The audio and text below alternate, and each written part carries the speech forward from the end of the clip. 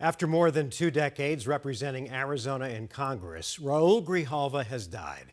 The 77-year-old Democrat died from complications from his cancer treatment. He was diagnosed with lung cancer last April. 12 News journalist Bianca Bono is live at the Capitol tonight with more on his legacy. Bianca? Mark, with decades of public service under his belt, there is so much to talk about when it comes to Congressman Raul Grijalva. But tonight, I spoke with someone from the Havasupai tribe who reflected on the impact he's had on her community. In the Havasupai tradition and belief system, we understand when a great leader passes away, there's going to be a thunderstorm and a snowstorm.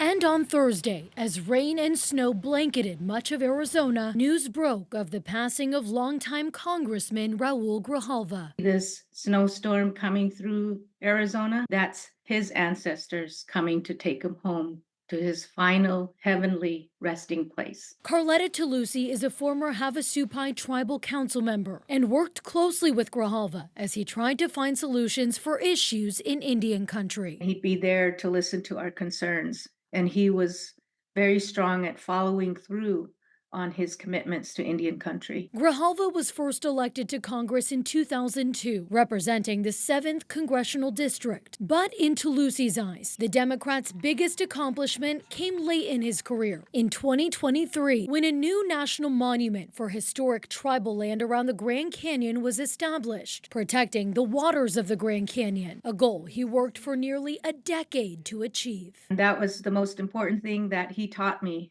as a leader. Even though we get defeated, we have to stand up and try again. He was so full of happiness that tears kept coming out of his eyes. As the search will soon begin to try to fill the big shoes Grijalva leaves behind, described by Governor Katie Hobbs as a fierce advocate and by former President Joe Biden as someone who stood up for working families. Toulouse is soaking in this storm, prepared to continue down the path Grijalva paved. I'll always remember him and take on the fight that he has taught every one of us.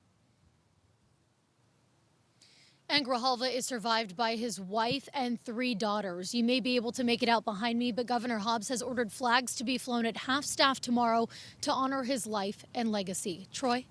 All right, so Bianca, he was a sitting congressman. What is the process now to fill that seat?